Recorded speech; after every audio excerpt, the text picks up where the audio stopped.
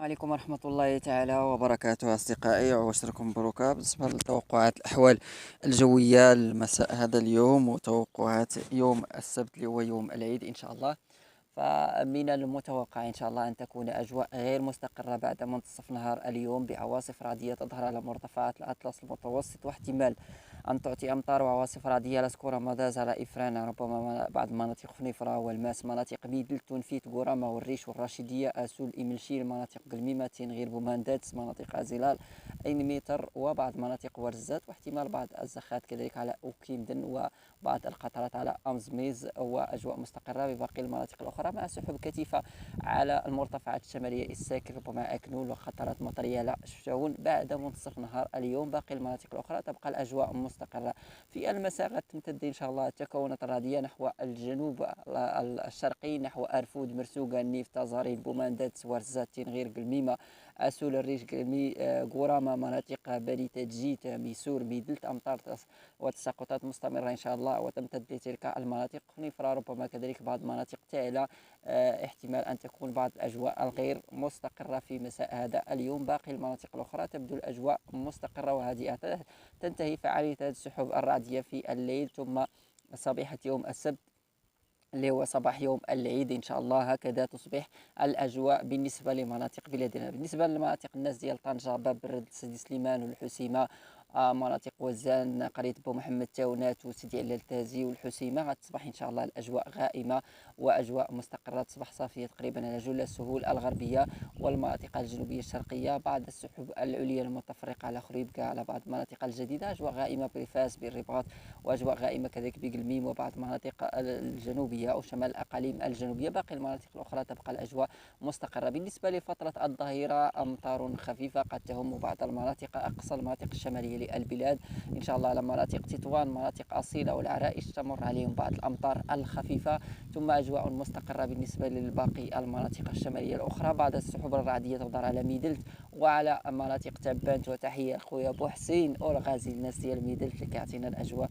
ديال المنطقة ديال ميدلت، أجواء مستقرة على جل السهول الغربية، مناطق الجنوب الشرقي والمناطق ديال سوس، وباقي المناطق الأخرى تبدو الأجواء مستقرة. في مساء يوم السبت إن شاء الله استمرار الظهور الأجواء الغير مستقرة بين الراشدية وميدلت وعلى تبانت وبعض مناطق شمال بني تجديد، احتمال أن تكون بعض الأجواء الغير مستقرة مع احتمال مرور سحب كثيفة على بعض مناطق تطوان، احتمال أن تعطي بعض القطرات المطرية سرعان ما تختفي هذه الأجواء في الليل وتستقر على جل مناطق بلادنا. بالنسبة ليوم الأحد أجواء مستقرة على جل مناطق بلادنا الشمالية الوسطى والجنوبية، رغم وجود بعض السحب العليا على المناطق الشمالية، وقد تكون كثيفة على بعض مناطق سيدي فني وشمال الأقاليم الجنوبية. في الصباح ظهور بعض التكونات الرعدية على المرتفعات في فترة الظهيرة وبعد منتصف النهار، يبقى احتمال وارد مع تساقطات رعدية، احتمال أن تكون على أمزميز، أي داود، إيمين، تانوت، أو بعض مناطق أمزميز وكيمدن ومناطق تبانت وإيميلشيل، أسول، تنفيت،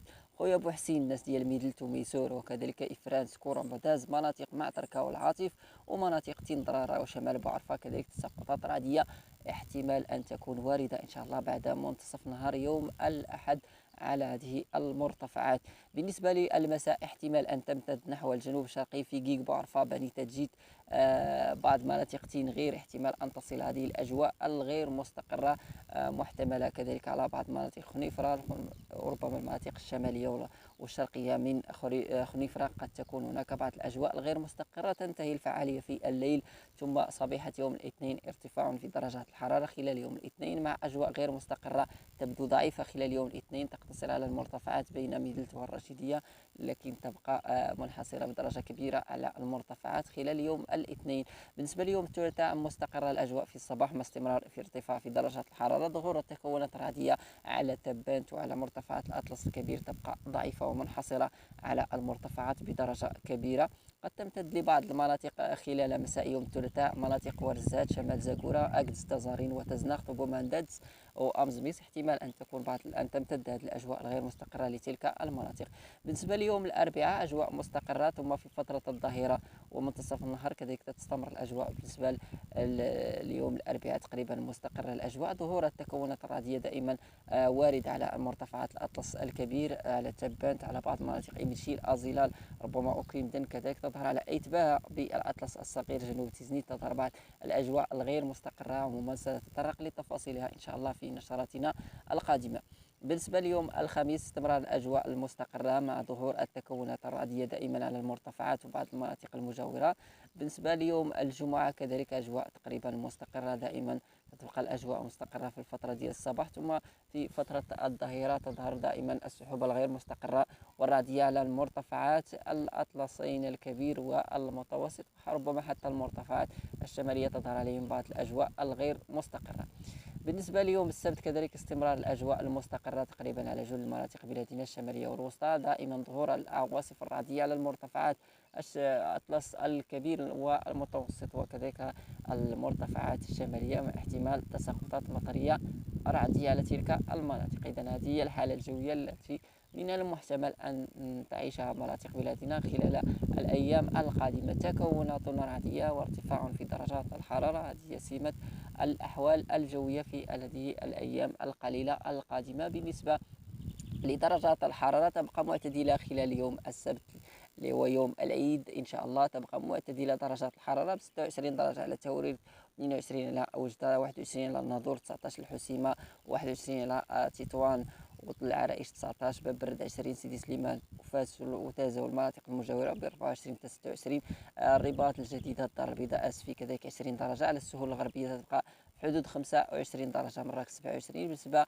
لأكادير 24، تالودان 28، زاكورا، فمزكيت، طاطا، أشت ومرزوقة 31، الرشيدية 26 درجة. بالنسبة للمناطق الجنوبية كذلك أجواء معتدلة على سمارة، درجة الحرارة كذلك 28، بوجدور 21، والداخلة 20 درجة. احتمال ارتفاع تدريجي في درجات الحرارة ابتداء من يوم الأحد، ترتفع درجات الحرارة تدريجيا على السهول الغربية بدرجتين أو 3 درجات، ثم تزداد ارتفاعا خلال يوم الاثنين لتصل إلى 36 درجة على العديد من المناطق والسهول الغربية ومناطق سوس. وتستمر الأجواء الحارة كذلك خلال الثلاثاء وخلال يوم الأربعاء بأجواء حارة وحارة جدا، ودرجة الحرارة محتمل أن تصل كذلك ربما تصل إلى 39 بسطات، ربما 39 بنكرير. موجة حر قوية تظهر في منتصف الأسبوع القادم الأربعاء وكذلك الخميس، أجواء صيفية تقريبا على هذه المناطق. ربما كذلك تستمر هذه الأجواء 40 درجة ربما خلال يوم الخميس بالنسبة لمراكش والسهول الغربية. على العموم تبقى درجة الحرارة